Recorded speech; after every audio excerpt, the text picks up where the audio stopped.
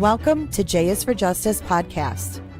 If live breaking news and following true crime is your thing, then please consider subscribing to my channel. And if you like what you see in my videos, please consider giving them a thumbs up.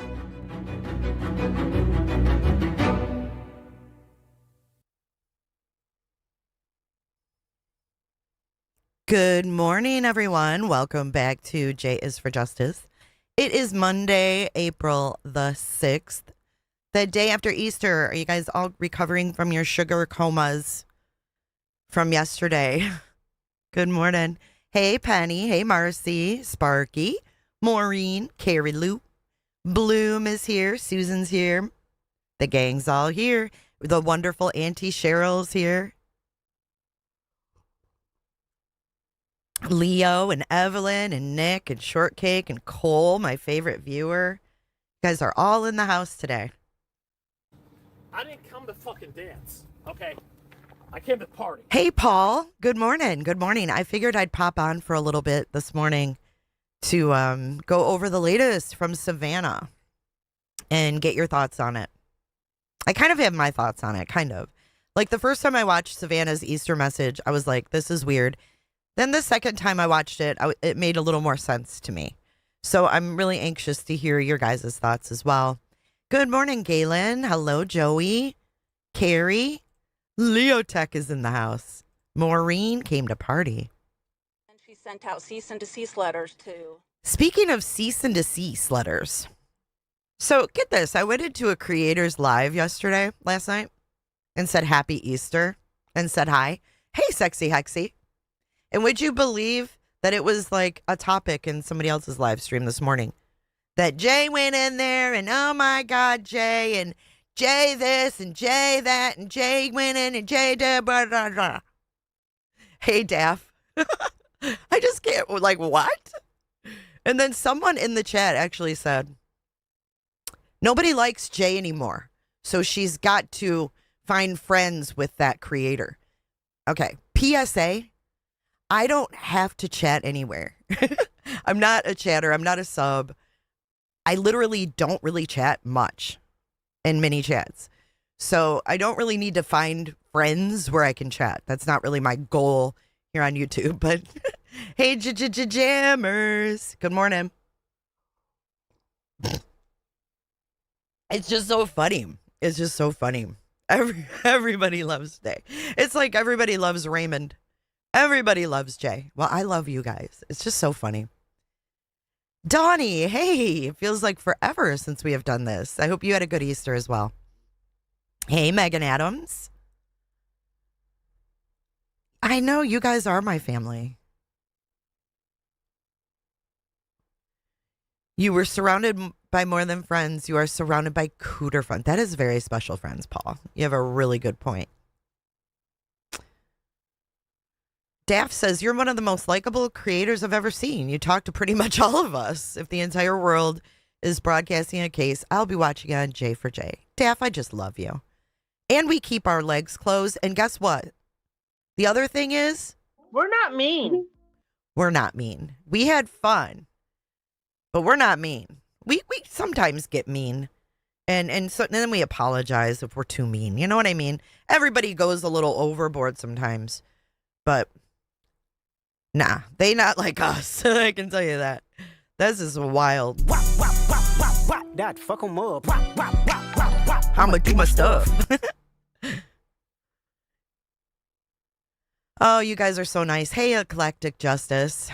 What's up, Cindy? You guys are very well behaved. I mean, I literally have the best chat. I can't take credit for that. Congo, are you Ryan Hines' mom? I am. You know him? Conglomerate?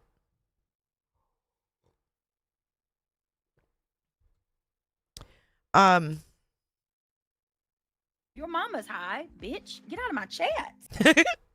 Okay, so anyways, what's on the agenda for today is we're going to go over Savannah. We're going to talk. It's all good until we get caught whoring around. Who's whoring around? Whoring around on these streets? Hey, Illuminated. Hey, Ark, what's happening? So what's on the agenda for today is we're going to go over Savannah, and then I'm going to be live later this afternoon because guess what? We're going around the freaking moon tonight, this evening. So there's a window from, I think it's 3, they're starting at 3 until like 7 something.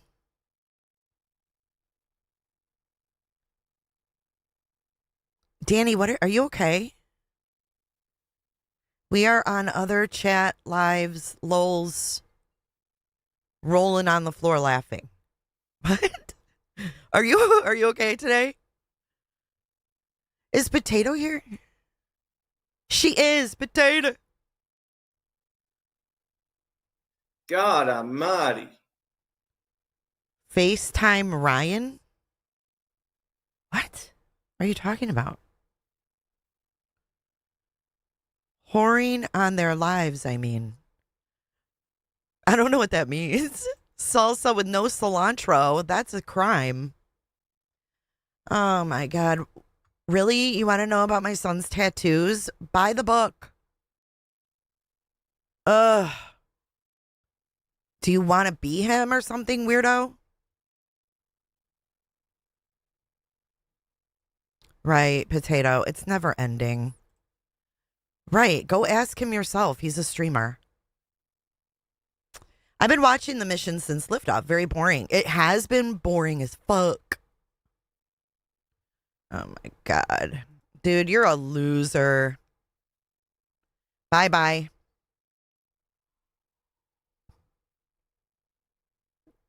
Bye-bye. Oh, on Other Lives, when you get caught, but you love J for J anyway, you get shit for being in here. Is that what you mean, Danny? Toilet chat. There's a lot of trolls out there. Yep, Potato. You just can't shake them here on the tubes. But anyways, what I was saying is, before we were rudely interrupted, was that we are going to be watching the freaking dark side of the moon tonight. Are you guys excited? Because I'm super excited. And I hope that you guys will watch along with me.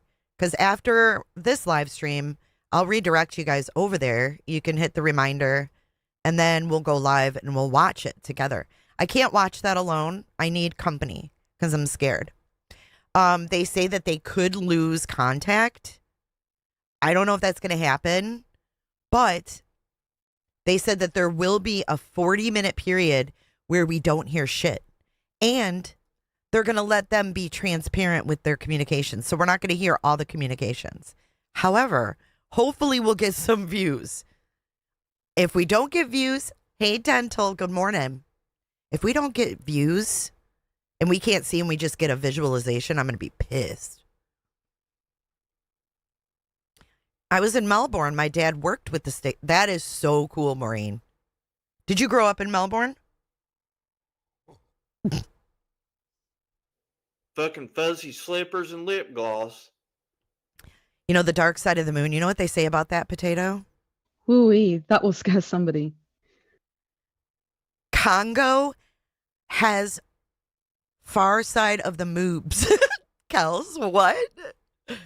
Oh my God, you guys are crazy this Monday. Hello, Burke. Hey, Lady V. Oh my God, you guys.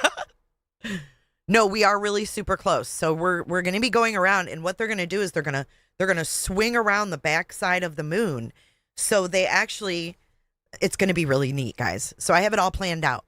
So they have like all these things they're going to look for, like these certain craters and shit as they go by. And we might be able to see evidence of the past Apollo 11, Apollo 13, all those things. We might be able to see evidence of it. So my question is, because I'm going to share so much neat stuff with you guys later. We're going to take a look at like an analysis from the rover that we had spinning around the moon. Did you guys know that we actually had something that's already been orbiting the moon? Orbit.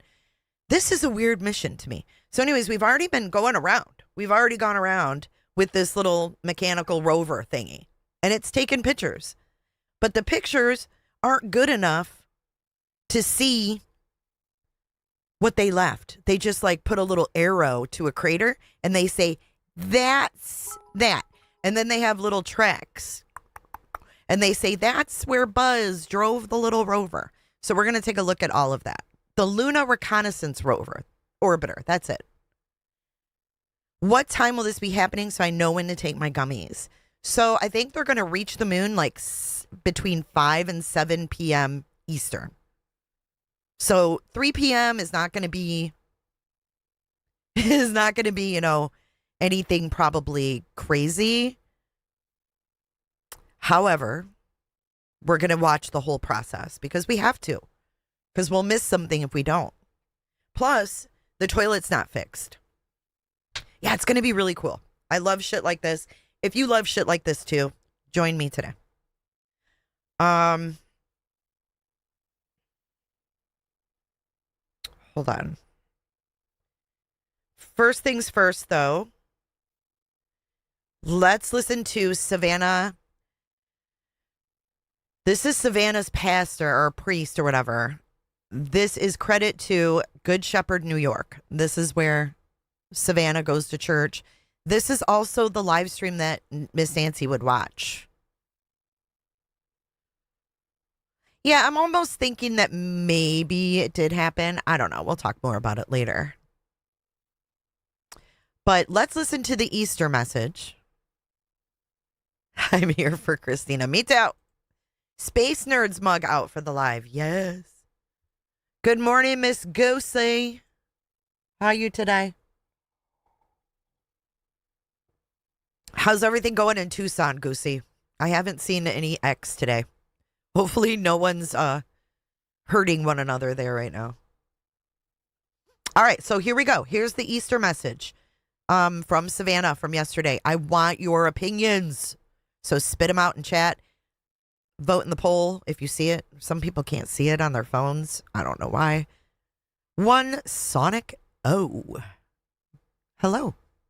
One of our parishioners, Savannah Guthrie, has been carrying a heavy burden, this burden of the in-between of Holy Saturday, and she wanted to share a note to our community, and so I'd love for you to hear from our beloved parishioner, Savannah, as she shares a window into her struggle and wrestle for Easter hope. And I did speed this up to 1.25.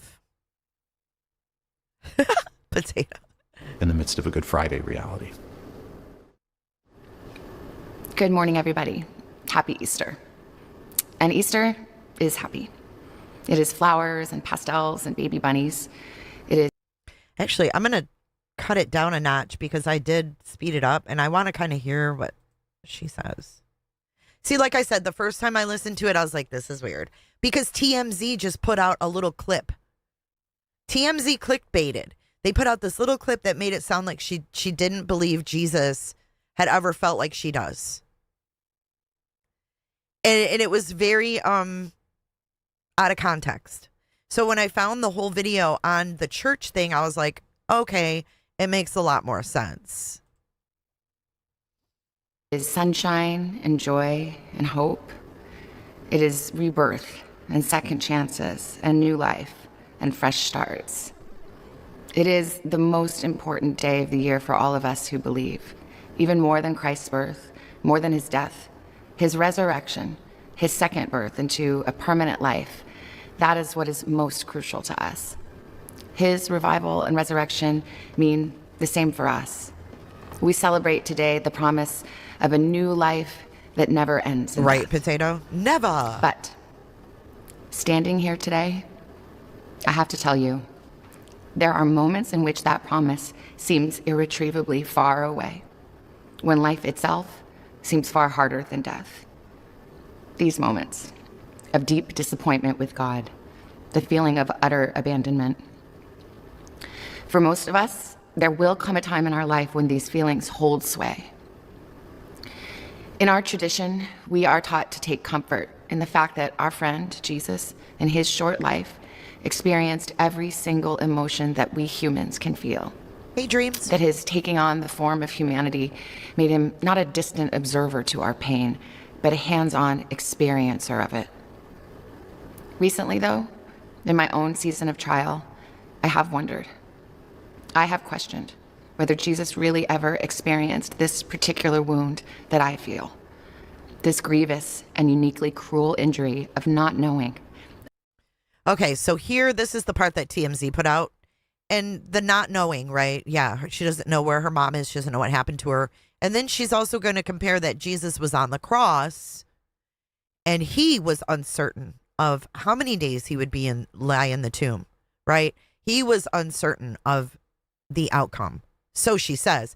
However, I don't feel that's true. But this all comes down to like religious belief, right?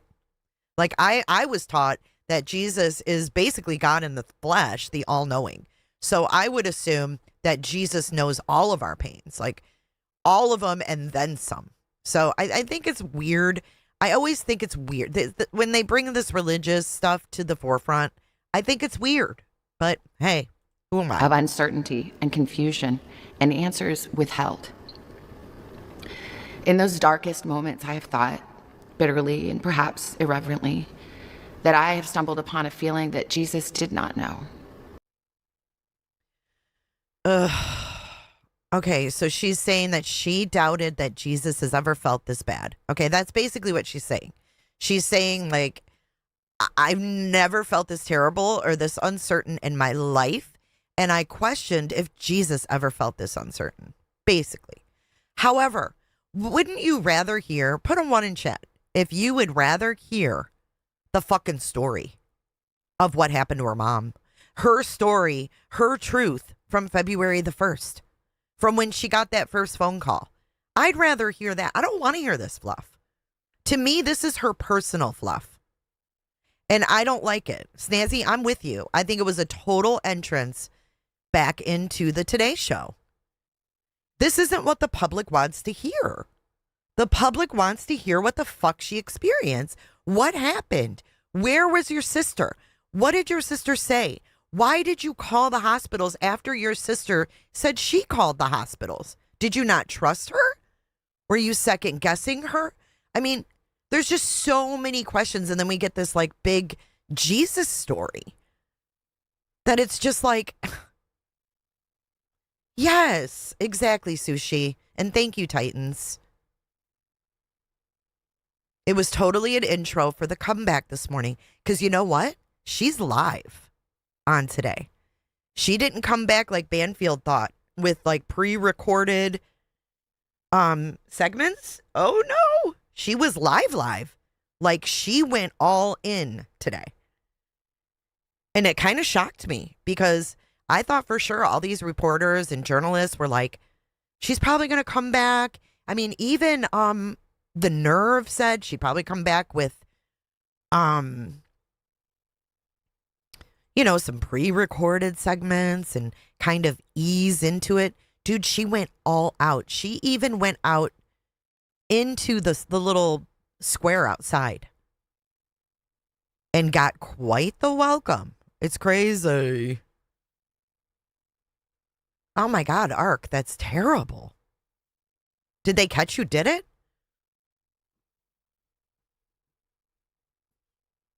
Right, Donnie.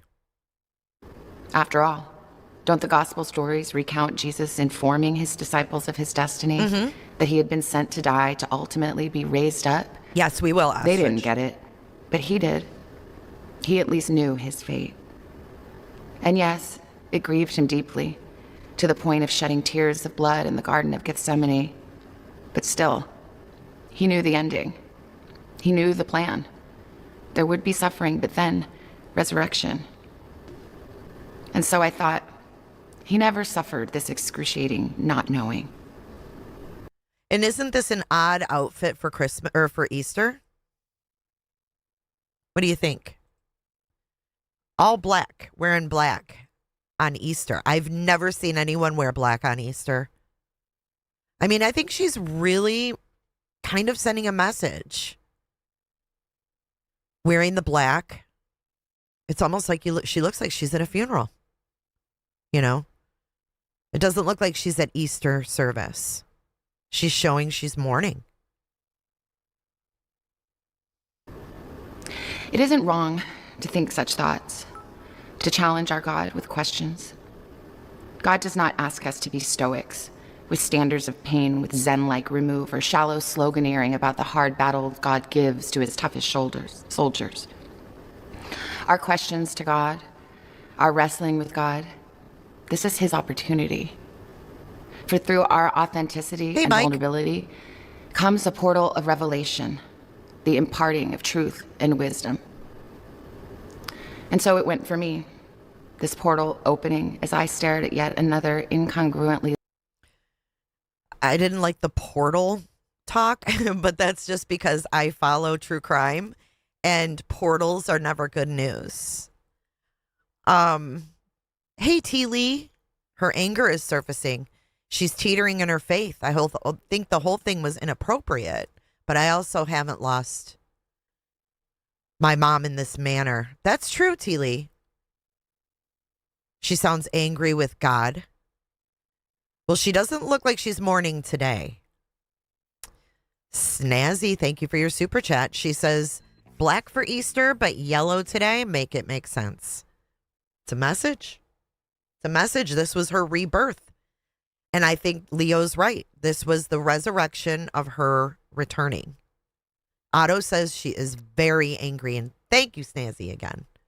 What religion is her church?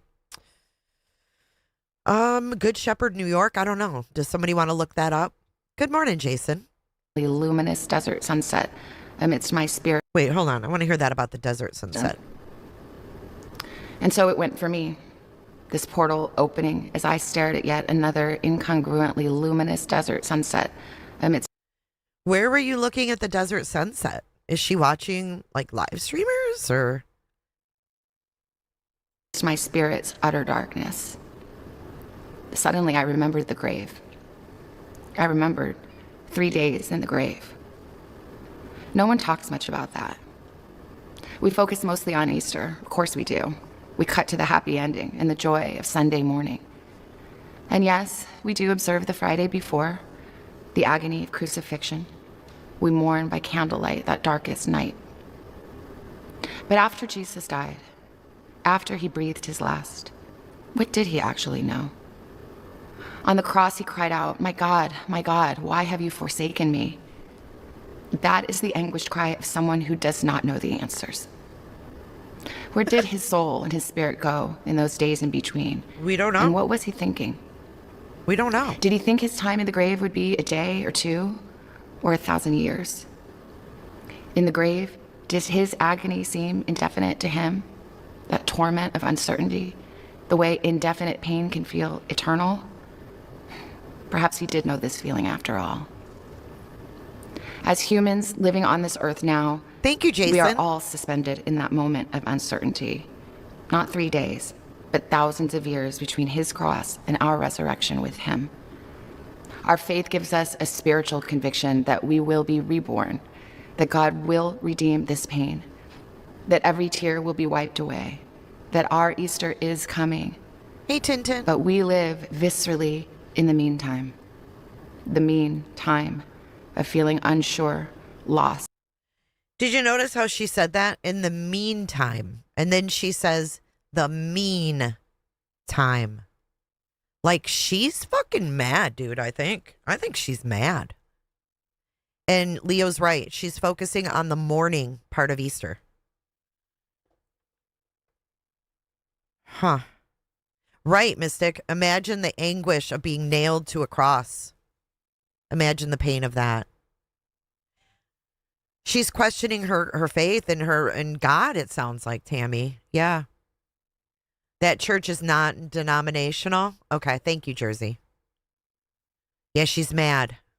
Well, she should be mad at who did this, right? I don't know. I don't know why we need to know this. I'd be pissed off too. I would too. But I just don't know why we need to know this. And thank you, Jason, for your super sticker today. Reluctant Prophet, are you looking into the Walter Nash angle? What angle is that? I've been wanting to talk to James about Walter Nash. But James he doesn't email me. Reluctant. So, I don't know. I want to get my information on Nash from James himself. So if you know him, I'd love to hear his angle. Abandoned, disappointed, enraged, forgotten. Our comfort is that our God has felt those feelings from a perspective of humanity, that he has compassion on us, and that he promises, if not immediate answers, his sweet presence. He promises closeness to the brokenhearted. Somehow, miraculously, his loving and gentle presence that makes the mean time less mean. Perhaps this is too dark a message to share on Easter morning. I came to party. But I have long believed that we miss out on fully celebrating resurrection if we do not acknowledge the feelings of loss, pain, and yes, death. It is the darkness that makes this morning's light so magnificent, so blindingly beautiful. It is all the brighter because it is so desperately needed. So I close my eyes this morning and I feel the sunshine. I see a bright vision of the day when heaven and earth pass away because they are one on earth as it is in heaven. When we celebrate today, this is what we celebrate.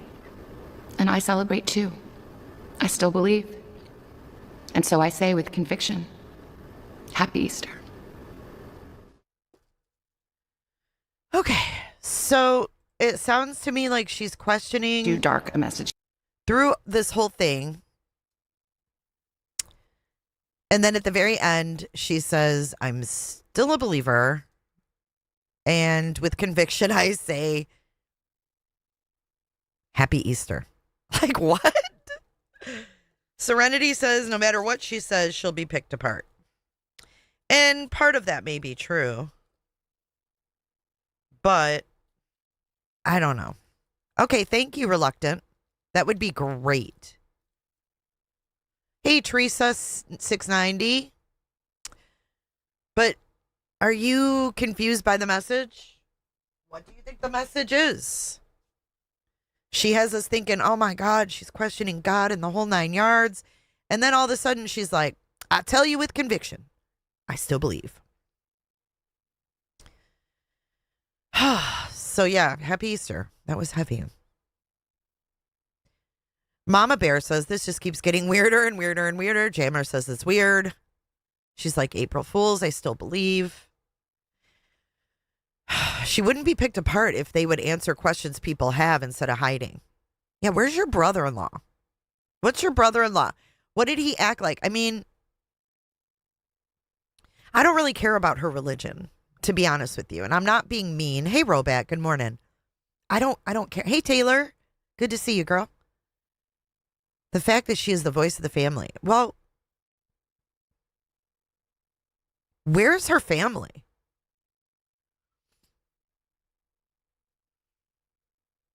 Like, I don't really care about her religion.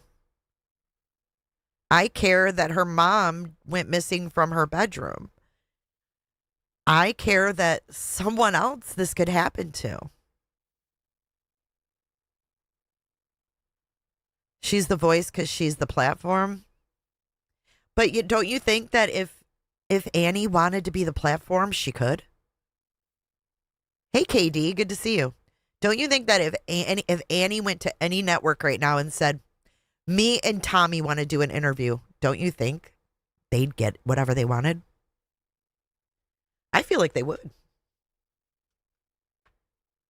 I wonder what information she feels that aren't being given. Yes, Robat, I saw you ask that in the video, in the comments. Patrice says, I tried to watch the full video. I couldn't get through it. I don't get it. Who is she to represent her church? Weird, just weird. Not everybody is comfortable talking. That's true.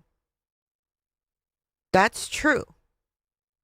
But if your mom's missing and you want to catch who did it, I think I'd get over that pretty quick. They aren't spending Easter together. Don't you think this would be a time for the siblings to come together? Holy shit. If they were close. Listen, my mom goes missing, and if me and my sibs are close, we're going to be spending the holiday together. I'm going to keep my family close because I'm scared. I'm scared there's someone else out there. I'm scared this is going to happen to my sister who lives there.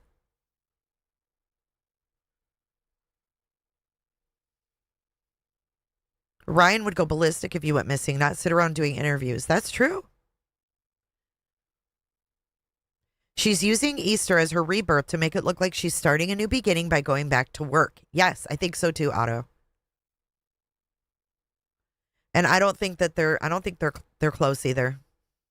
She said they're a unit. Yep, Kathy. Me and my siblings are a unit. And when I listened to this, I thought, is she talking about, that's why I put coded, okay? A lot of people in my comment section said, oh, why is this strange to you? Must just get more clicks.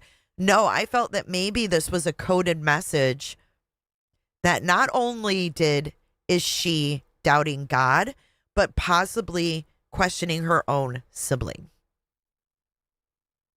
You know what I'm saying? When she says she felt abandoned, that one part. Let me play that part. Because I felt like after what we heard Cameron said to her, like, oh yeah, it might be because of you, sweetheart. I was like, maybe she feels abandoned by her own sibs. Because we've got Annie with Cameron at the house all the time. Yeah, but if they were close, that closeness would continue when they don't live by each other. Like that closeness starts from when they're younger. And then it sounds like Cameron went in the military and went away right like when he turned 18. So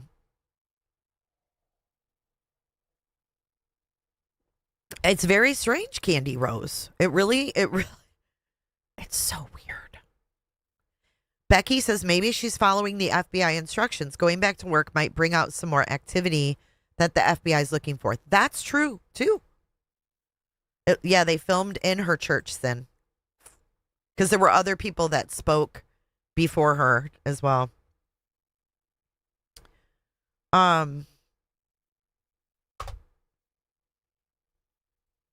This part right here. Abandoned. Pain between his cross and our resurrection with him. Listen to this right here.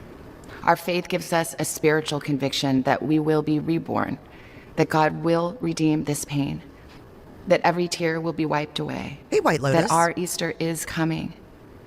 But we live viscerally in the meantime. The meantime of feeling unsure, lost, abandoned, disappointed, enraged, forgotten. Our comfort is that our God has felt those feelings from a perspective of humanity, that he has compassion on us, and that he promises, if not immediate answers, his sweet presence.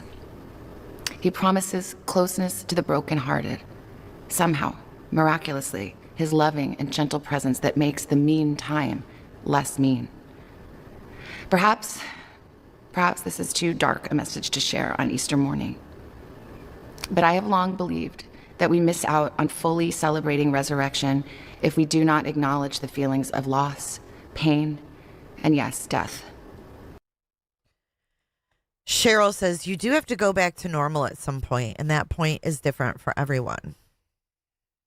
Hey, Newfie, good morning. It reminds me of the Bohemian Rhapsody video. It does. Hold on.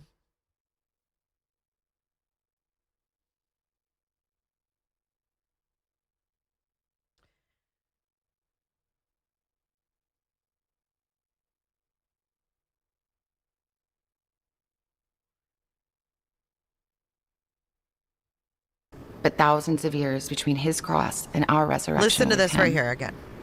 Our faith gives us a spiritual conviction that we will be reborn, that God will redeem this pain, that every tear will be wiped away, that our Easter is coming. But we live viscerally in the meantime of feeling unsure, lost, abandoned, disappointed, enraged, forgotten. Our comfort is that our God has felt those feelings from a perspective of humanity, that he has compassion on us, and that he promises, if not immediate answers, his sweet presence. You know, that's a good point, Otto. She says, yes, Jay, she feels orphaned and abandoned by her siblings. There is so much anger behind her words, but why isn't she hiring people to search for her mom? Is what I don't understand with all her money. Do you think maybe she is just on the down low? I don't know.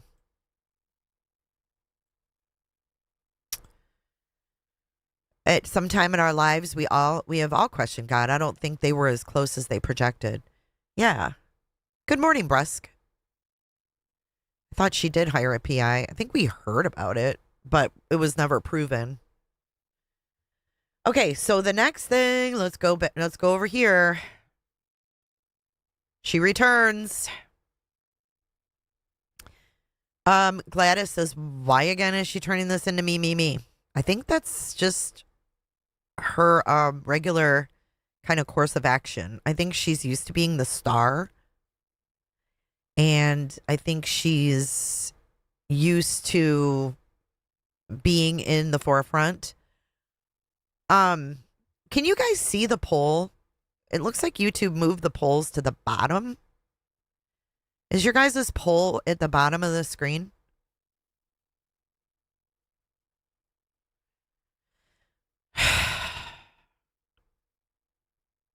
It's very exhausting because if she is at odds with her siblings, she's not going to say it. You know why she's not going to say it? Because it would ruin her reputation. Her brother's the Air Force guy. You guys can't see it?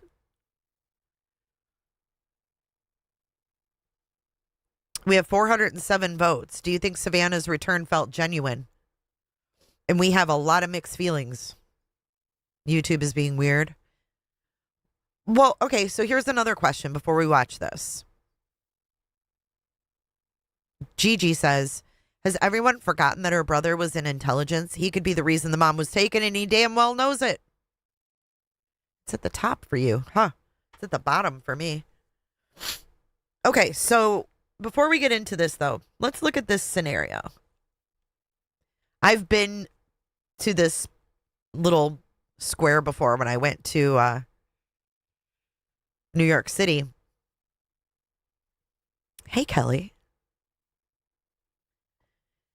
So this is literally just, they got like these little barricades. If you've ever been there, there are these metal barricades that go around this square. It's not secure. It's fucking not secure. I mean, do I think that someone's going to kidnap her? Oh my God. I think that's that same person. I'm just going to hide them, Potato. It's not secure. Would you be scared? I'd be scared to death. If someone went to my mother's door with a gun right in front of them and she went missing and I don't know where she is, I wouldn't be standing out in the open. I'd be scared. Don't you think these people are scared? Look at her. I think they're all kind of like, this is weird. I don't know who this woman is. Okay, forgive me. But the woman in the tan coat right here. She's like, and then he's like, she was at my house the day before this happened. And then Jenna's like, and Savannah's just in her own little world right here. Just in her own little world. And then Al Roker's like, oh, what's Savannah saying? It's just so weird. Yeah, Jenna Bush. But I don't know who this lady is right here. This one. I don't know her name.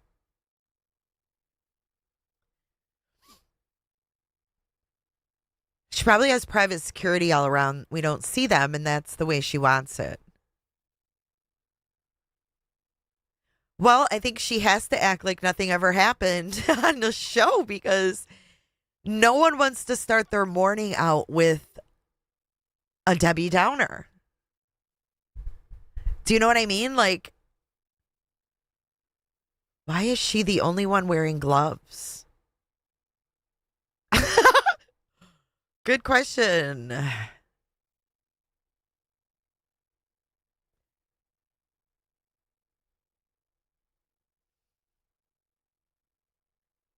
That ain't Hoda. No, that's not Hoda. And no Hoda.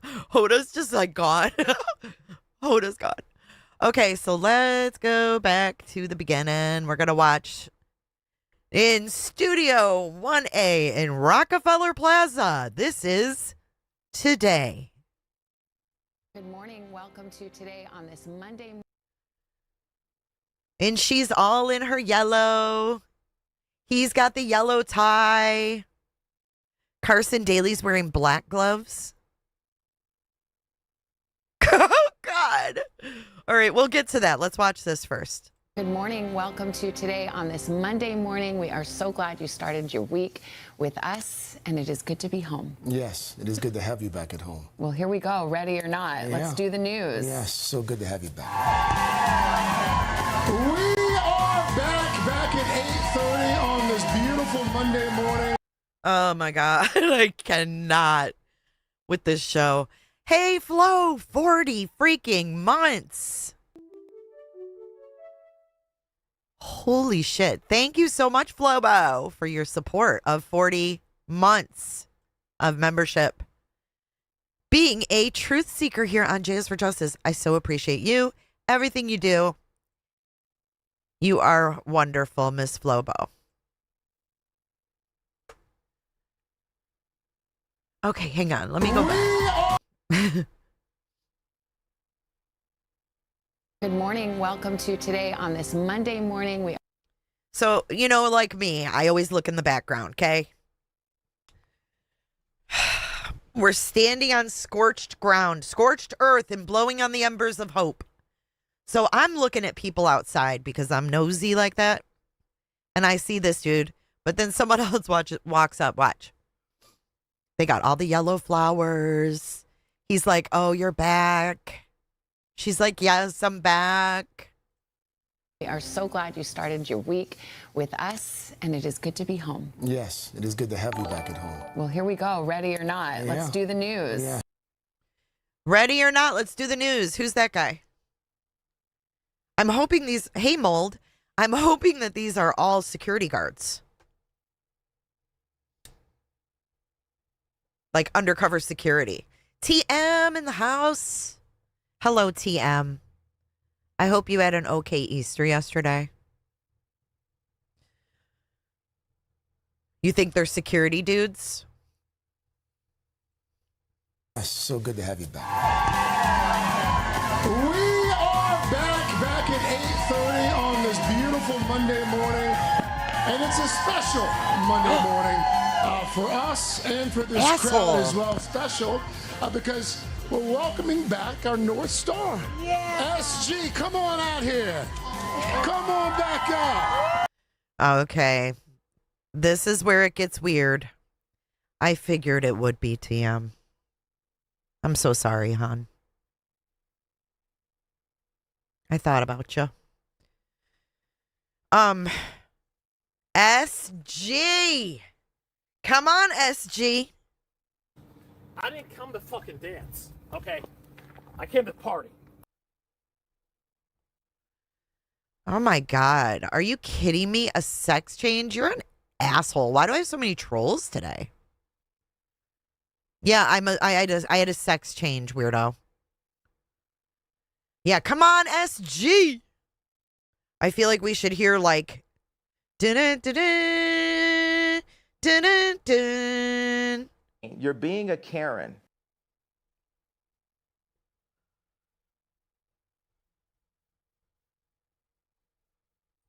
Yeah. SG, come on out here.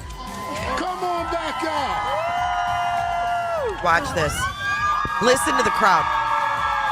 Look at this. Look at these people. Oh my God. You know, it's like with these crazy ass fans, it could be any one of these motherfuckers. They're crazy. They're crazy. Aw, did they not get enough candy in the Easter baskets? Oh, you didn't get enough candy. Thank you, Proud Mimi, for 13 months. I appreciate your support more than you know. Yeah.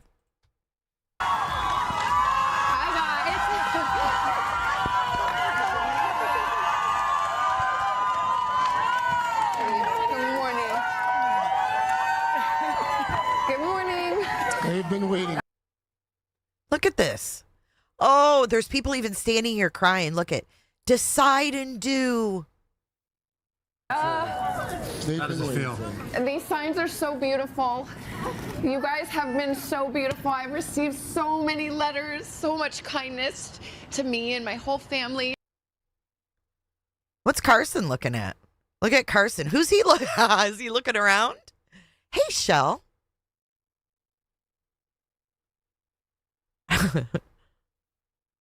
Right. The kidnapper showing up on the day. Oh, my God. We feel it. We feel your prayers. So thank you so much. It's not just today. They've been out here Every day. every day. This is such with a nice signs. pocket square. I don't So Al Roker came over and gave her a little pocket square. Why was she at Carson's the day her mom disappeared?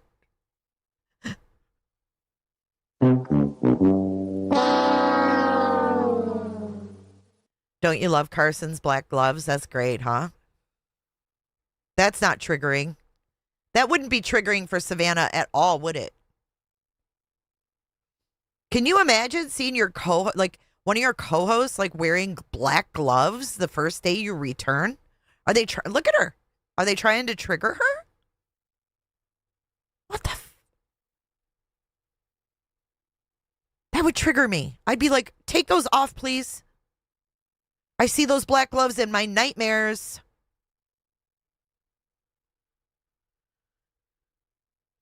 I don't want to slobber on it. Okay, it is. I know. I'm sorry. I don't want to slobber on it. What, like the dude did with the gloves on with the bite light when he took it out of his mouth? What? Pocket square. This is such a pretty pocket square. I don't want to mess it up. It's so fake. If I was Carson, I'd be like, dude, who took your mom? How could he not think about the black gloves, though? We don't even know her, and we're thinking about it. You know what I mean? We don't even know her. If that was your mom, I think you would think about it.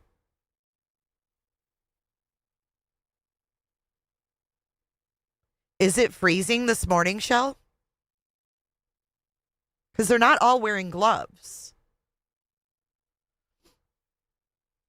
How little is a million of them? We love you. Hey, thanks for watching. And don't forget, you can. How little is a million of them? I don't want to slobber on it. Every day. This is such with a nice. signs. But thank It's you. not just today. They've been out here Every day. Who's this lady? It was 32 at 6 a.m. Oh my God. Cassie, how about you fuck directly off? Quit coming back with new names, weirdo. Creep town, dude. Okay, 30's pretty cold. Cassie says, you look nothing like your thumbnail. How did I know that some asshole would come in saying that? Because I made a quick thumbnail. Crisis actors, Yvette says.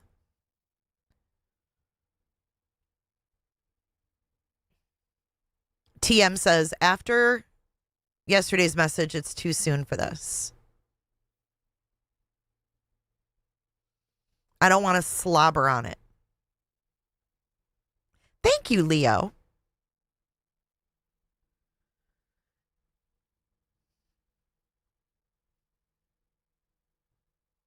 Thank you, Ostrich. I want to know why she has so many parasocial people that even came just to this. What does Cassie look like? Hey, Mesera.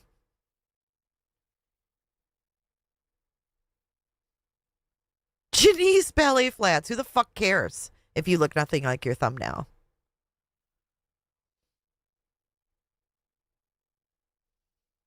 I paused it, TM. Thank you, Otto. Cassie D, cam up or shut up, bitch. There you go. Okay, so hold on. We're going to go back. We're going to watch this in its entirety without pausing. Here we go. Our North Star. Yeah. SG, come on out here. Come on back up.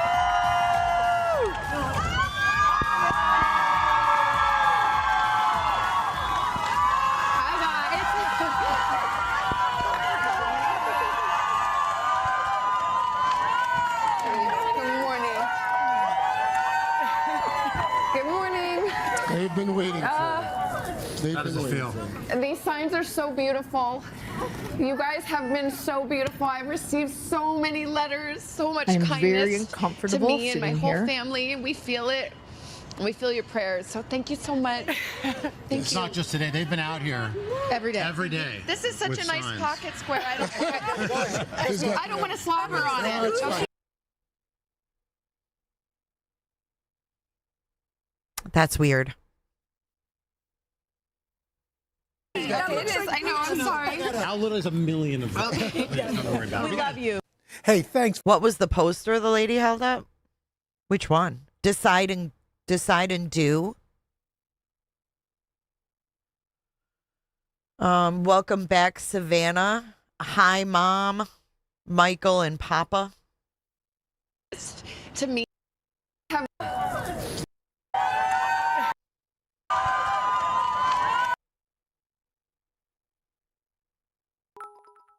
Good morning. Good morning. I wonder who this guy is. Now, you almost wonder, who are these people? And why are they there? Why do they want to be there? These two men. They're not even, he's not even smiling. He's like, she's back.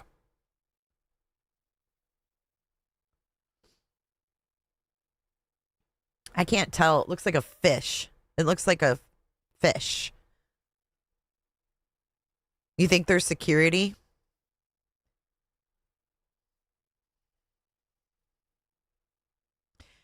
Sue Tonarelli says, if I were her siblings, this would irritate me. I'm thinking more and more they aren't as close as they put on.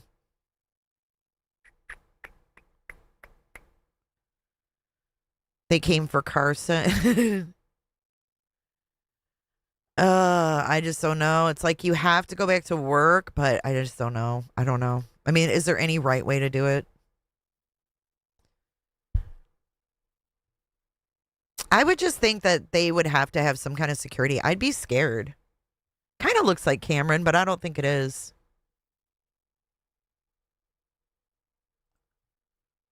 They've been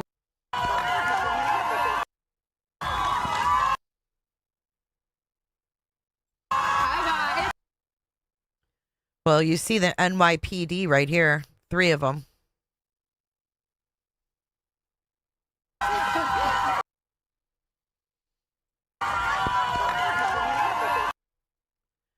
God, they're blowing her kisses and the whole 9.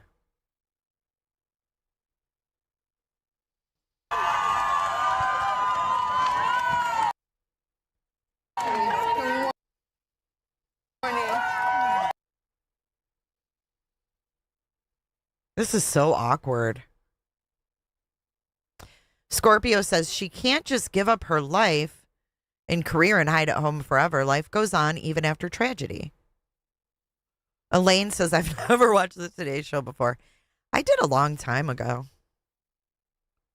Oh my God. Are you obsessed with Ryan? That is so weird. Do you know how many people I've blocked you like 5 times. Why are you obsessed, weirdo? Jenna.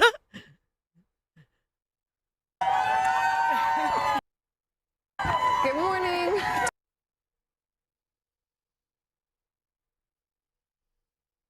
They've been waiting for Look at this guy. And this one back here. They've been waiting for you. How does it feel? These signs are so beautiful. You guys have been so beautiful. I've received so many letters, so Who's that a picture of? beautiful. You guys have been so beautiful. I've received so many. Oh my God. This lady had a picture of her and Savannah blown up. That looks like James. I know. What is Hoda doing this morning? Many letters, so much kindness. This lady's about to lose it right here. She's like, oh my God. To me and my whole family, we feel it. We feel your prayers. So thank you so much. Thank you. Not just today. Oh, look at, he's like, here you go. Here's my handkerchief. She's going through hell. Can you imagine losing your mother and never knowing what happened to her and not even getting her body back? No, Paula, I can't. I really can't imagine that. However, I'd be speaking my truth after 2 months.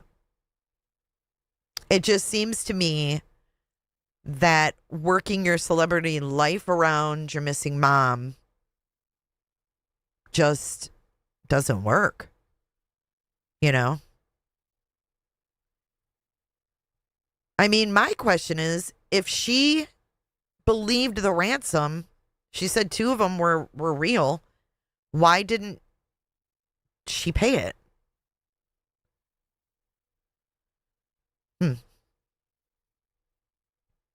They've been out here Every day. every day.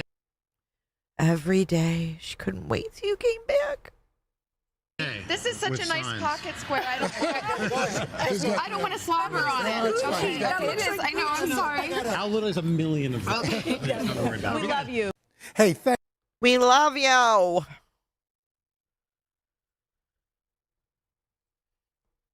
Remy says, I think it's weird the network did a whole multi-part show. Oh, yeah. I don't think that's weird. I think it's par for the course.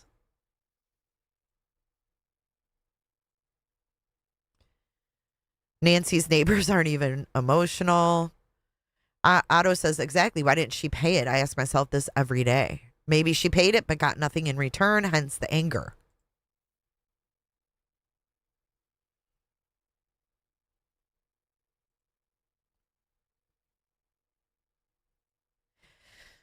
Huh. Par for the weird course, yeah. Kelly says, and let's face it, calling a senator first and not the police or FBI is weird. Mommy, yeah. I mean, we're hearing about her deep, darkest feelings about her mom and her faith. Not really about her mom, but about her faith. Why aren't we hearing her deep feelings about the disappearance of her mom? To me, this lacks substance. Your mommy is still missing. I get that the show goes on. But what do you do? I mean, I don't know. It's just a weird, weird situation.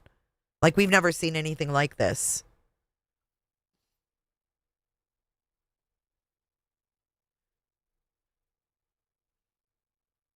I think celebrities are just different. The act continues.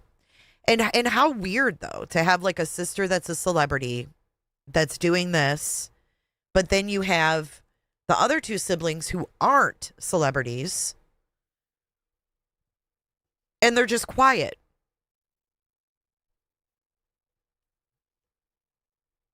I mean, whether my sister's a celebrity or not, If my mom's missing and I wanted, to get a word out, I would do that.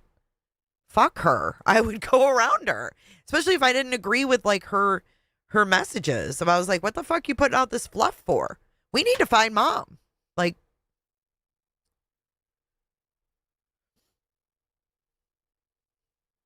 Bo Bear says she should have just come quietly back this morning and left all this attention off. But they had to hype it up for, guess what? Ratings. Cha-ching, cha-ching.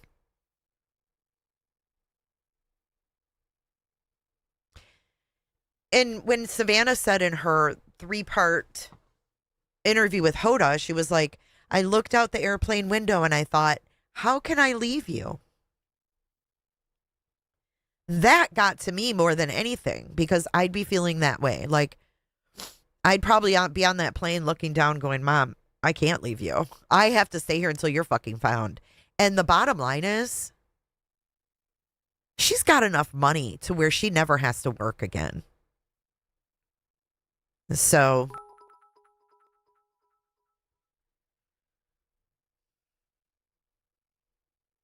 Maureen said she'd search if this was her mom, regardless of what the sheriff said. I'm sure Savannah has been like this her whole life, very public facing and always putting on a show.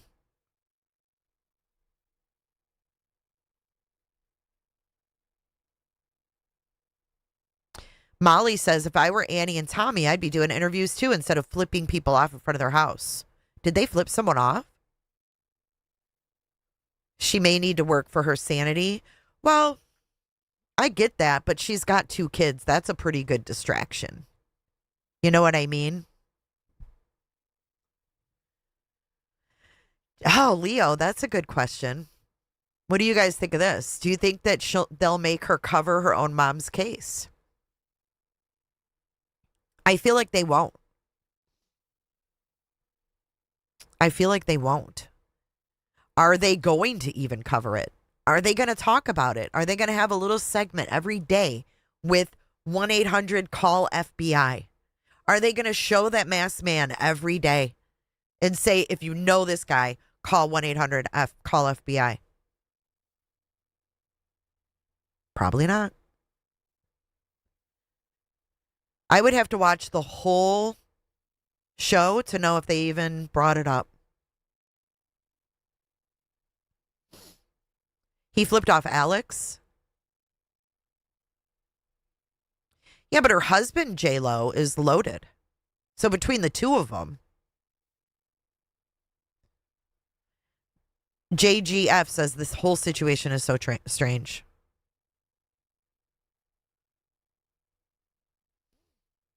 Oh, Ebony says perhaps Savannah could have pitched a series, herself and a cameraman, boots on the ground, actually searching. The CEO of NBC said publicly he would not monetize this story. Well, they already have.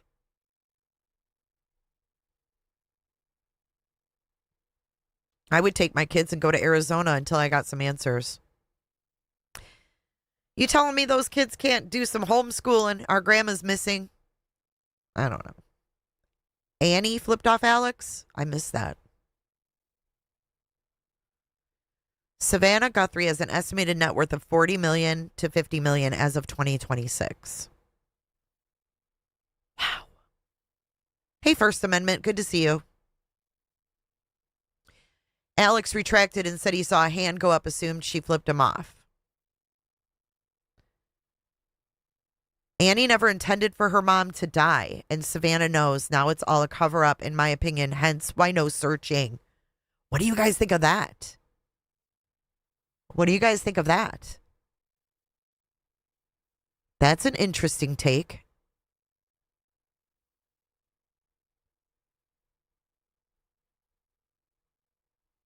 Because how would that fare for...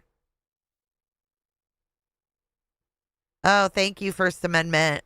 Is this your 6th name? Anyways, I forgot what the fuck I was saying. Good morning, Servy.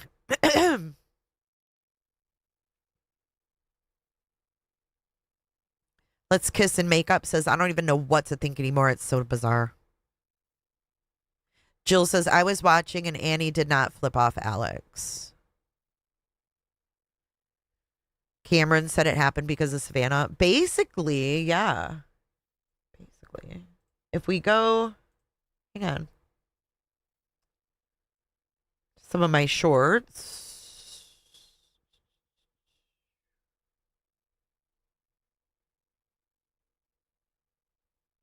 Right here. And my sister called me and I said, is everything okay? Mm-hmm. And she said, no. She said, Mom's missing. And I said, what? Yeah. What are you talking about? She said, she's gone. And she was in a panic. I was in a panic. I'm like, call 911. Yeah. She's like, I did. We've called them. They're here. Because the back doors were propped open, you know, and that didn't make any sense. We thought maybe they came and there was a stretcher and they took her out the back. But her phone was there and her purse was there and all her things. Yeah. And it just didn't make any sense. So, you know, Annie and Tommy had already called all the hospitals, but then I'm like, I'm going to call the hospital. So then I started calling the hospitals and the police were there and talking to her at the same time. And it was just chaos. Yes. I think we were on the phone with the sheriff and trying to, you know, really make clear from the very early moments, you know, Annie and Tommy were saying, this isn't that case that you are used to where someone wanders off. She can't wander off. Mm-hmm. My mom, she was in tremendous pain. Yeah. Her back was very bad. You know, she was trying to, on a good day, she could walk down to the mailbox and get the mail, but most days not.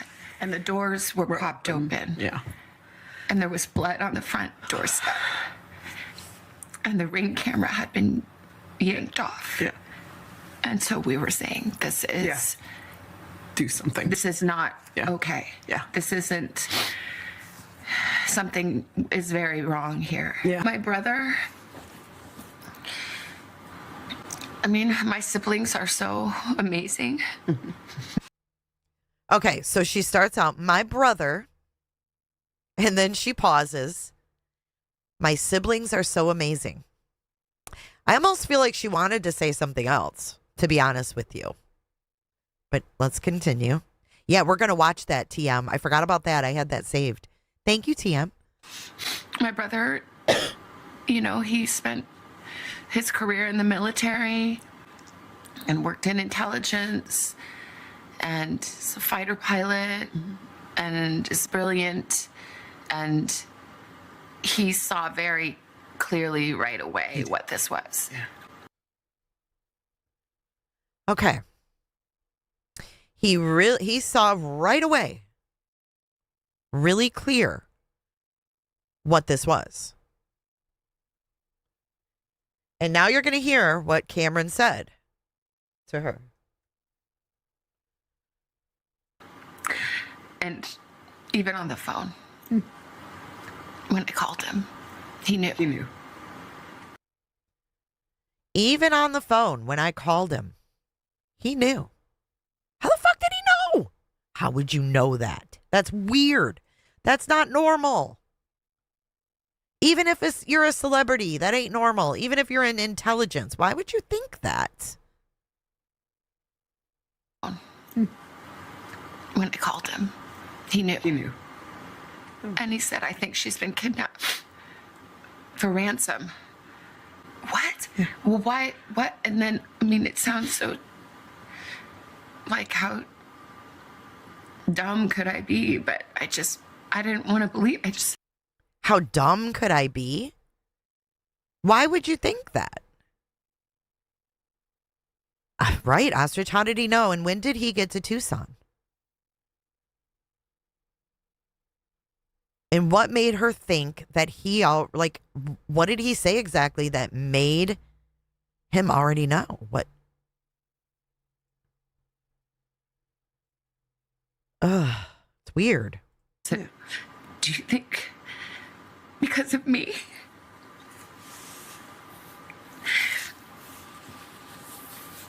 And he said, sorry, sweetie, but yeah, maybe. And the plot starts there. So she said she called him, but she doesn't say where he was. We heard that he flew in a couple days later. Right? Right. If he said kidnap, but then he said for ransom.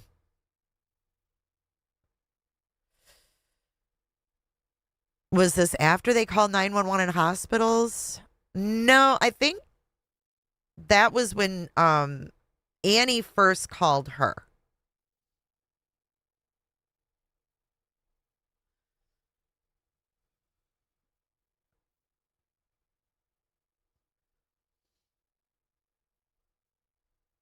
He owns a condo in Tucson, allegedly.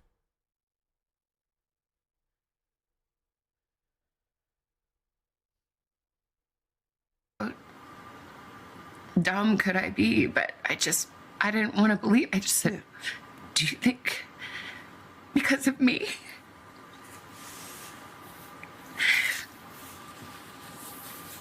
And he said, I'm sorry, sweetie, but yeah, maybe. And my sister called me and I said, is everything okay? See, I think we need to hear more of these details. My sister called me. Is everything okay? What time did she call you? We're missing the very, simple, important details. What time did your sister call you? Because your sister called 911 at noon. And then Hoda's like, ugh, ugh, ugh. And she said, no. She said, Mom's missing. And I said, what? Yeah. What are you talking about? She said, she's gone. And she was in a panic. I was in a panic. I'm like, call 911. Yeah. She's like, I did. We called them. They're here. Because the back. We did. We called them. They're here. So she called her after police arrived. We know police arrived at 12:15. So Annie called her somewhere around 3 to 4. Yeah, TM, about 4 p.m. New York time. Yeah, she sure was, Molly.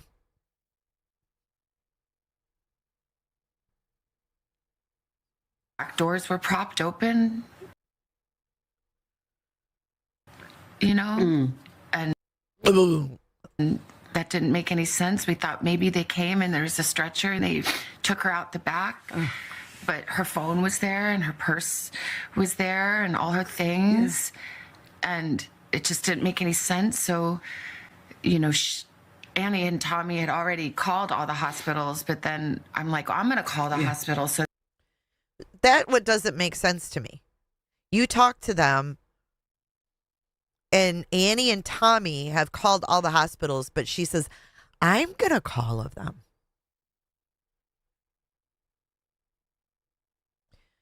TM says there's just no way she got a call from Annie at 4, not with what she said about her night with Carson.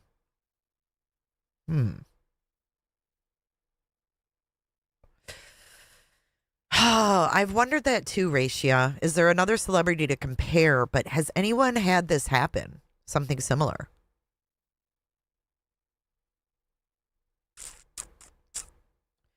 If your sister told you she called all the hospitals, would you do it again? then I started calling the hospitals, and the police were there and talking to her at the same time, and it was just chaos. I think we were on the phone with. So the police were there talking to Annie at the same time, and she was on the phone. I would if I didn't trust my sister, right?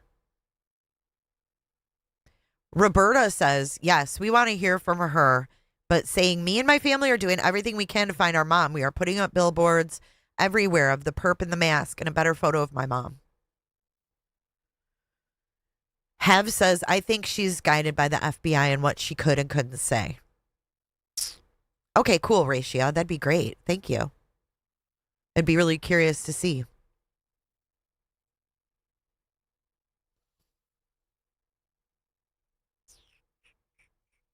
Ooh, Tiny says, I would have told my brother the F off. Why did she say what's wrong? Not to question my sisters.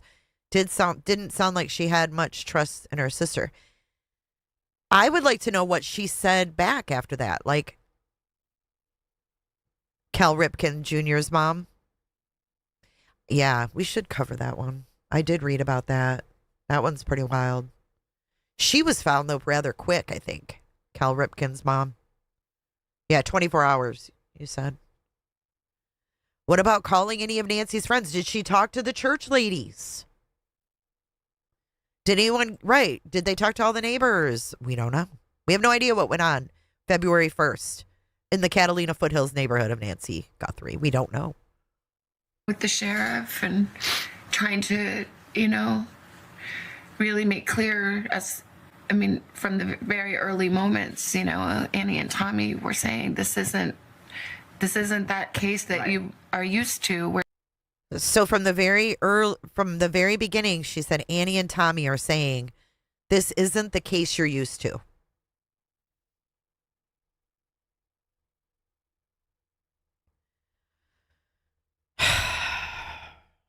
I don't know about that. How did they know it wasn't the case they were used to?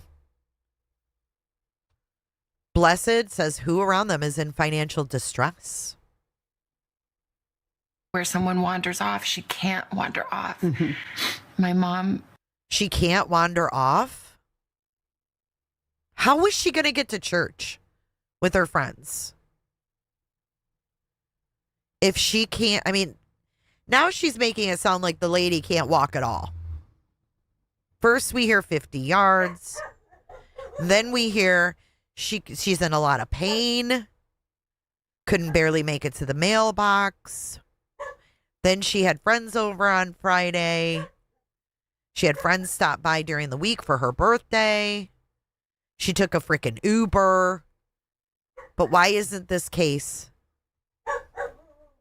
There you go. Bing bong, Tina. Annie and Tommy leading that narrative right from the beginning on the phone.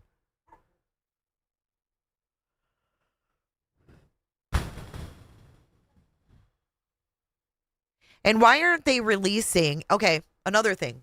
If the Uber driver has her in the Uber on video, why haven't they released a screenshot of that Uber trip showing Nancy in the back?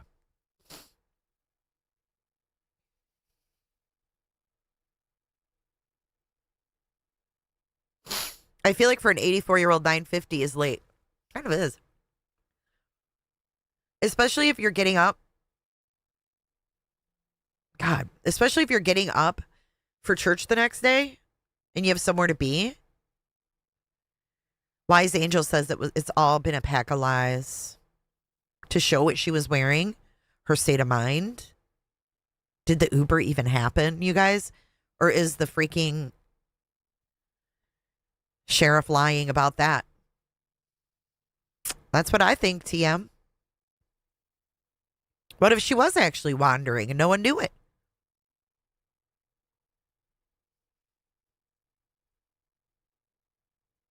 They never gave a description of what she was wearing. Just like Sebastian.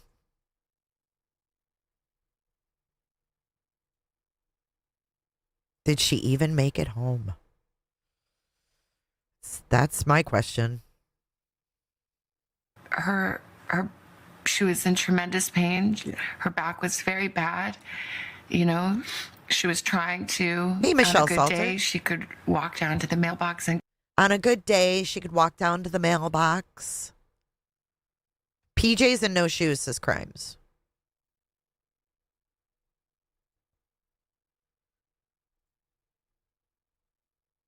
Yeah, why did they just leave it on the porch? Was she not doing well? What's your thought, Titans? Tell us. Get the mail, but most days not. And the doors were propped open. Yeah. And there was blood on the front doorstep. And the Ring camera had been yanked off. Yeah. And so we were saying, this is do something. This is not Yeah. okay. Yeah. This isn't, something is very wrong here. Yeah. My brother, I mean, my siblings are so amazing. My brother, you know, he spent his career in the military and worked in intelligence and is a fighter pilot and is brilliant. And he saw very clearly right away what this was. Yeah.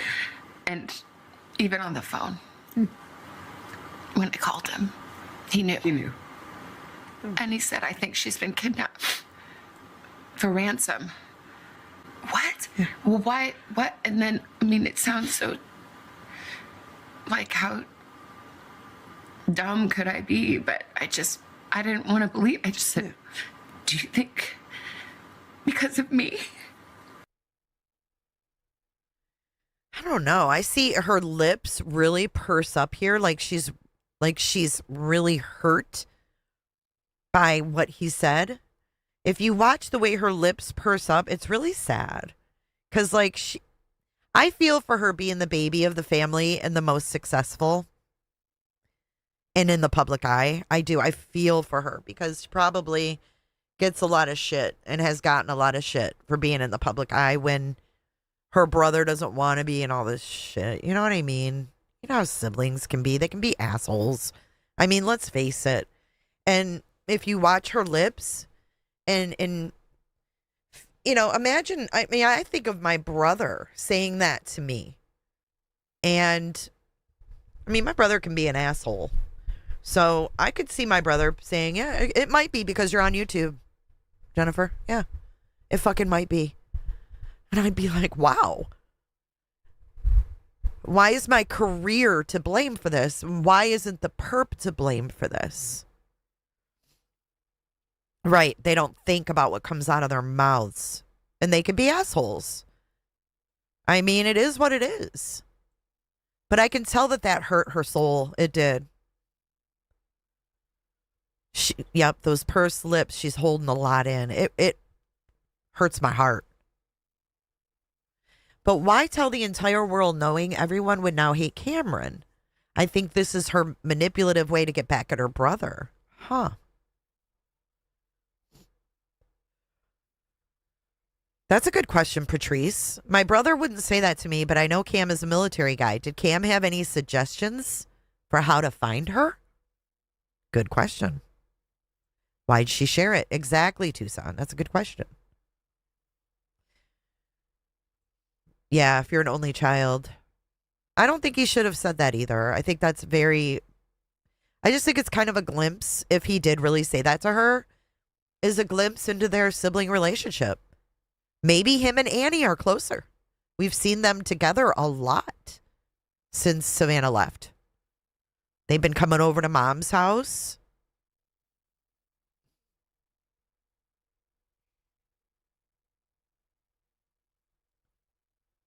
I know, it's sad.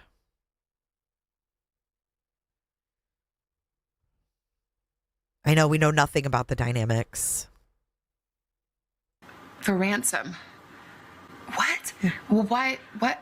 Watch her lips as she holds every ounce of hurt in. And then, I mean, it sounds so like, how dumb could I be? But I didn't want to believe. I just said, do you think because of me? Like, she could barely even say that. Do you think it's because of me? His statement sounds like resentment, says Potato. I think it's interesting, too, that she said no one was a better caregiver to my mother than Annie and Tommy, and no one protected my mom more than Cameron, than my brother. Yet you have your mom missing without a trace. Your mom, who was in great pain and could barely walk to the mailbox, was all by herself.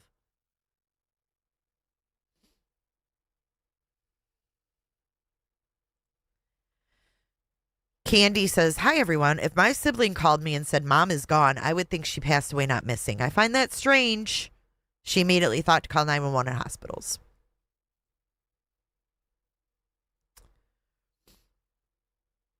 And her saying, how dumb could I be? Is that because she was made to feel like she was at fault?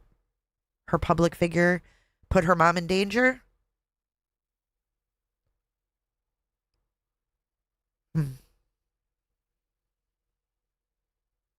Good morning, Just Jan.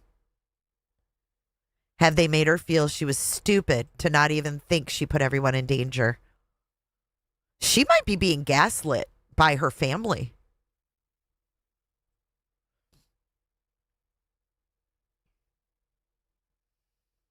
Right, it's not because of her. It would never be her fault. So why would he say that? I mean, we all say, oh, he's in intelligence, da-da-da. If he's intelligence, he should know better. If he's in intelligence, he should know better than to say that to his sister. He should be able to hold it more together than the normal son of a missing mom. That's just my thoughts. He should have more constraint than the average person.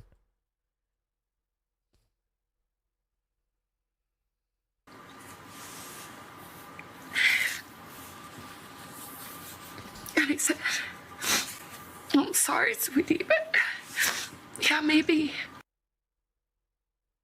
It's really sad. That makes me sad. It sounds like Savannah was the baby, the golden child. Mom's gone. So now we can tell you off and tell you whatever we want, whether it hurts you or not. Siblings can be vicious. They sure can. I'll tell you what. I've seen it firsthand. I'm one of 6. I'm the baby of 6. I know how siblings can be. Trust me. Her pain is definitely real. I can't look at this and say it's fake. No way. And now she's going back to the place that could have been the reason to cause this. I bet they're eye rolling.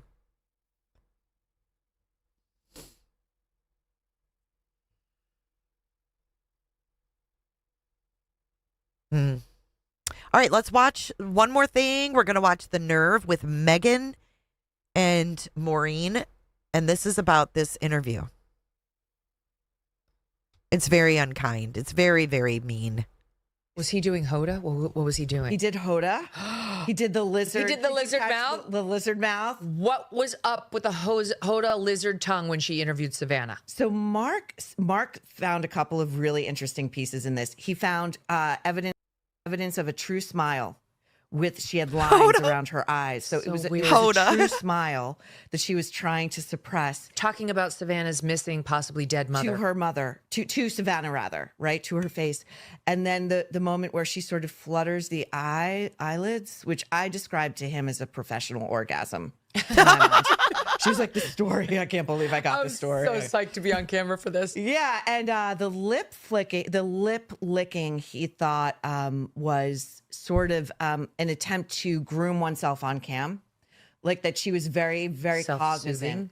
No, that it was sort of like, am I looking okay? Like she couldn't stop herself from like, he thought that was, this is how deep Mark goes. He says it's almost an attempt to like, when you actually eat food, you get.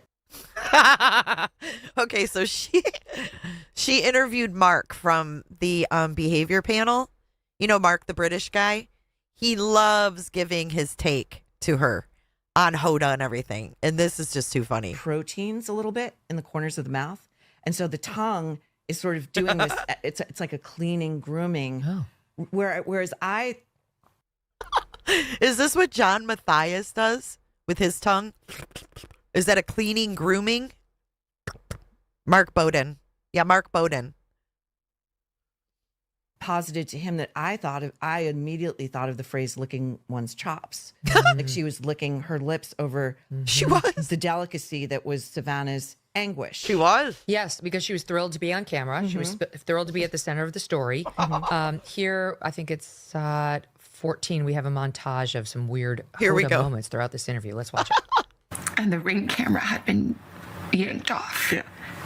And so we were saying, this is do something. This is not okay. Yeah. Did you guys talk about what possibly could have happened? Like, what could have happened? What went down? And he said, I think she's been kidnapped for ransom. And I said, yeah. I'm sorry, sweetie, but yeah, maybe. But I knew that. You did? I'm sorry to my sister and my brother and my kids. How were you able to do that in that moment? Oh my God, And hold I on. haven't There are no tears. posted one thing or said one thing that the three of us haven't decided together. It is surreal. It's how is it possible that we are having to make a video speaking to a kidnapper who took an 84-year-old woman in the dead of night? The ransom notes or ransom requests came. Did you believe those to be real?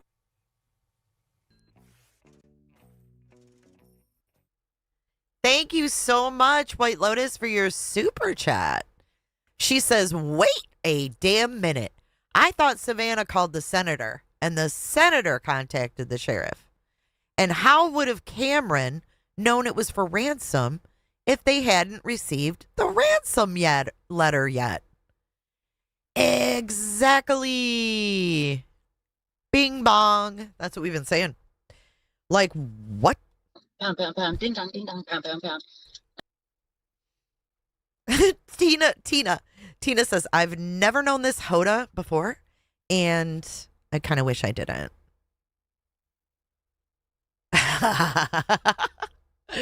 Poor Hoda. There's no tears.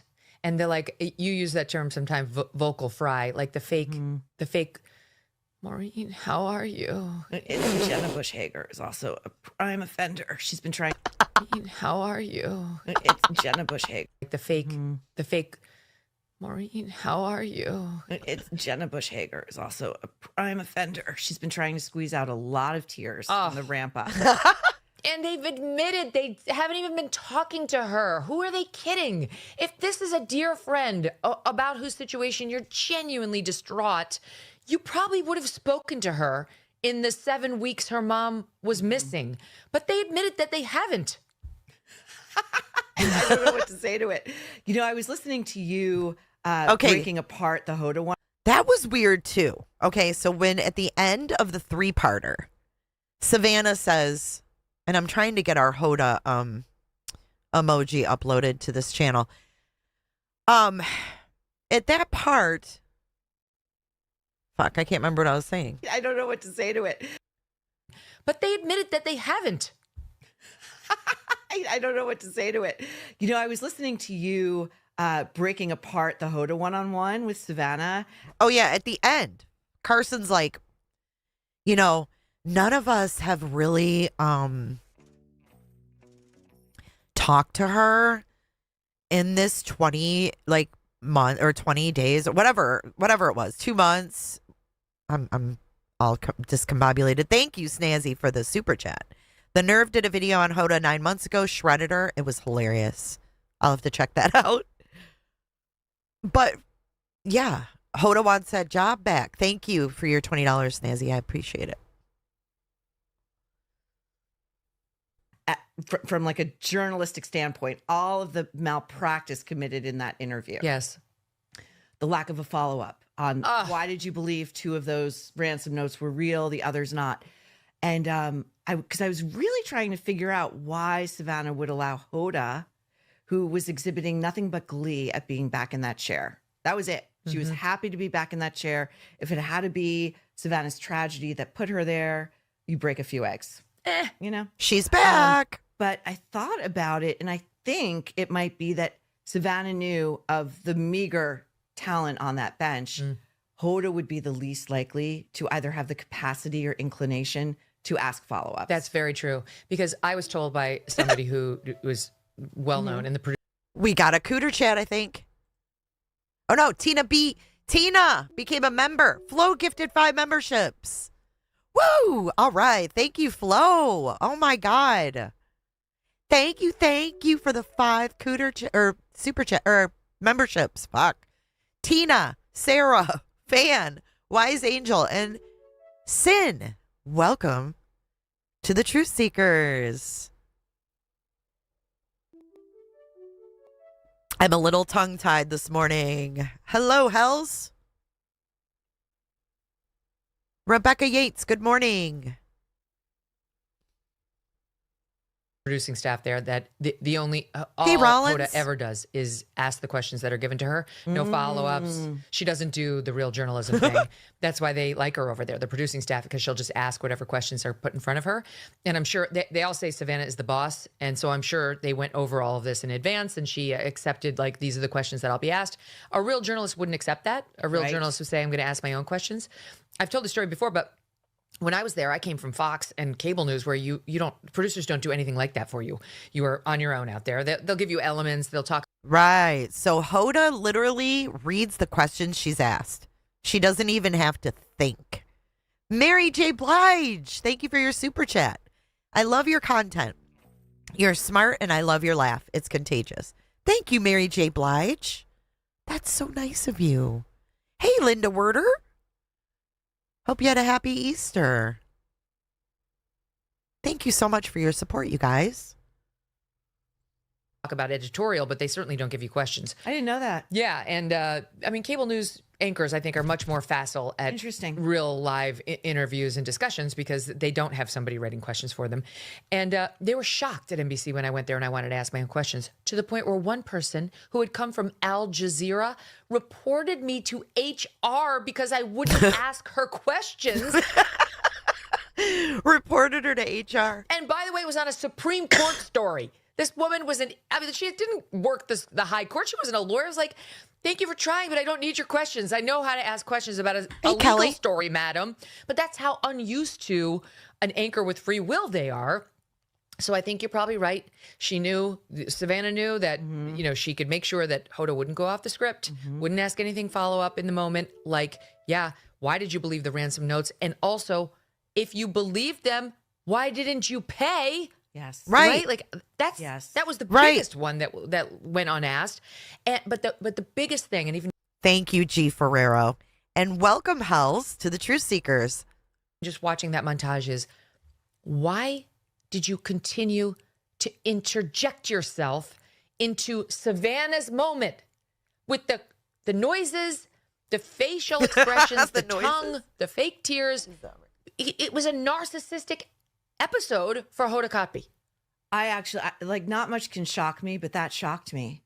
Hoda's demeanor, like this, if there's ever a time when it is not about you, I understand this is difficult for the players on the Today Show, but the guttural noises, and I was speaking with Mark about the way, even if you look at the framing of that interview, Hoda's like leaning herself into the frame. She just keeps, I'm getting into this story. I will be part of this story. And it's sort of, I think you and I were also talking about this, the way in which Hoda seems it really matters to her that the rest of America knows that she and Savannah are friends. Yeah. We know they're not. They're not. We know Savannah can't stand her. But, and this is the thing you're not supposed to say. We know Savannah can't stand her. We know Savannah can't stand her. But and this is the thing you're not supposed to say. What is Savannah doing? What is she doing with this? It was too soon. It not only was it too soon, but she is playing part of this game, right? Oh, it's going to be Hoda. Give me the questions. I know what we're going to say. I can't stand this woman. She wants to be friends with me.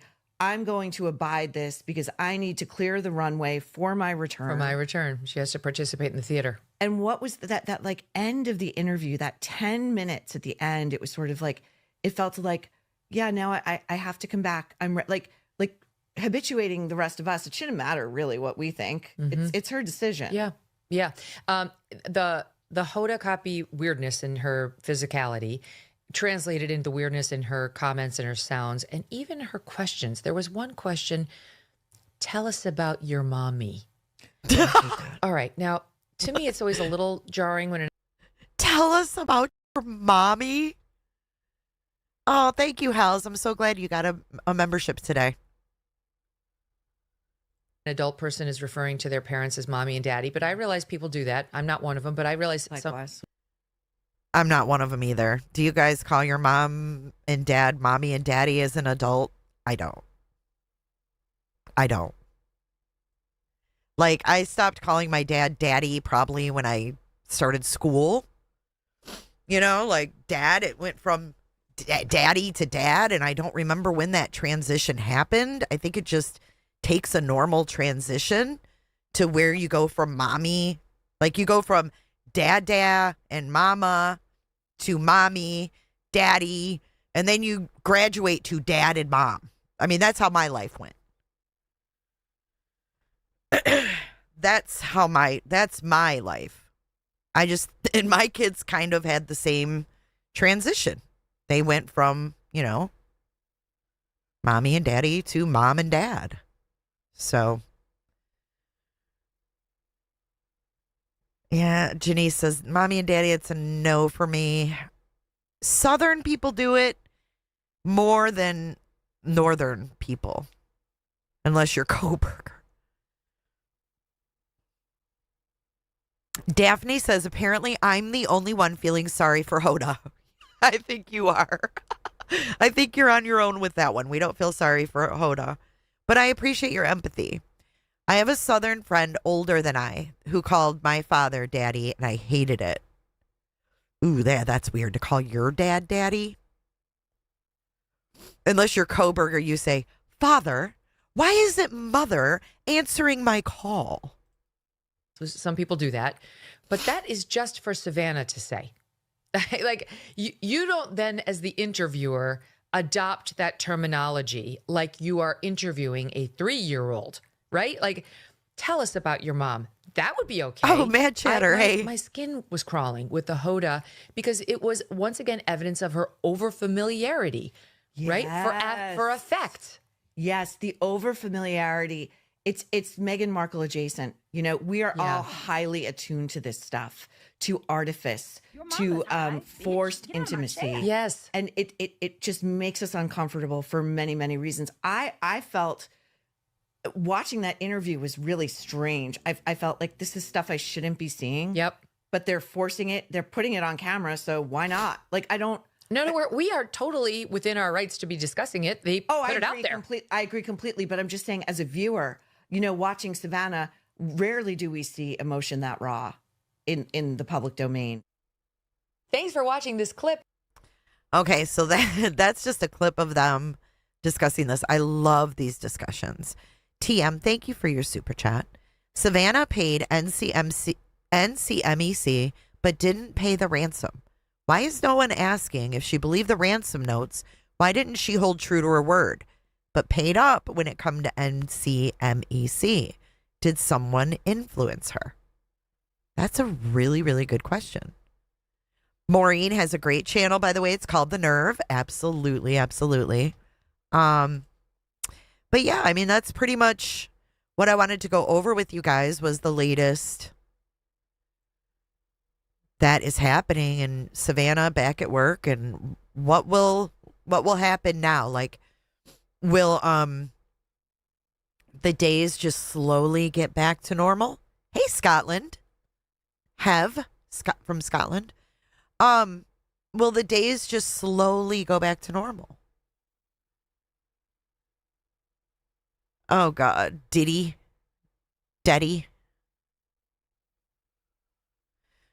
Shaker Maker says it was almost broaching on predatory, in my opinion. The fake tears from Hoda and grunting to force Savannah to break down more. Hard to explain.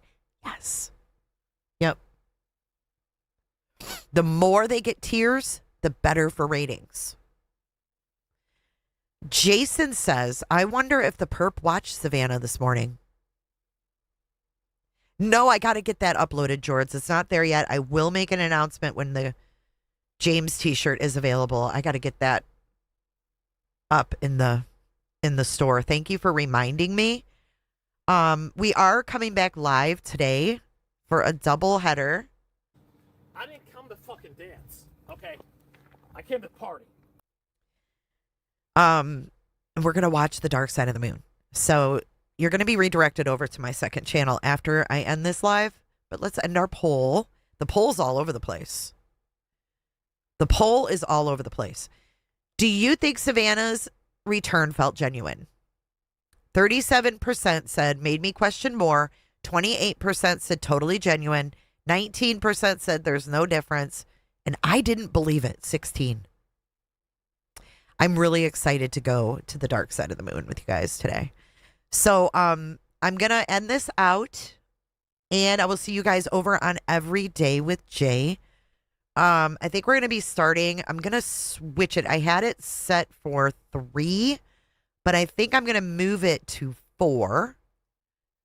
And we'll start at 4 o'clock p.m. Eastern. And we're going to stay through the whole thing, whether we're cut off, no matter what happens. We're going to watch it. Okay. I know it is very interesting. So come join us, watch us figure out the space toilet and all that stuff. And hopefully we can see evidence of the other moon landings because we question it. I question it. I don't know if y'all question it. But I'll see you guys at 4 p.m. Eastern Standard Time. Thank you so much for joining. Thanks for putting up with the trolls. Thank you, mods, for doing what you do. You guys are awesome. Have a good rest of your afternoon, and hopefully I will see you guys for some, hopefully not space sex, but from space fun for space nerds over on Every Day with Jay. I will drop the link right now.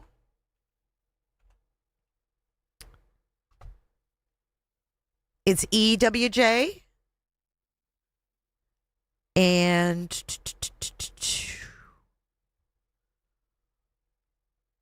yes, we'll be in Cooterville. There it is.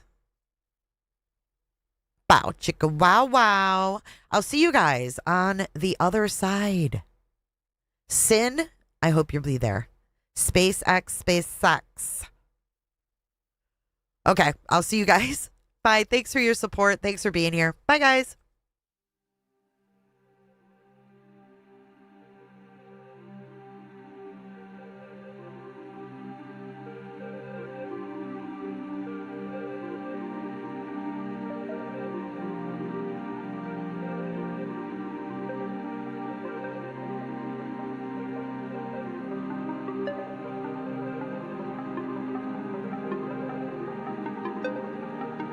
Thank you so much for watching. If you enjoyed this live stream or video, make sure to give it a thumbs up and hit that subscribe button so you don't miss out on my latest content. Want to take it a step further? Bring it all in. And join our community clickers by becoming a Patreon or a YouTube member.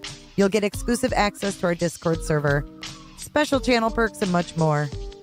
Until then, I'll see you in the next one. Click. It's real easy, man.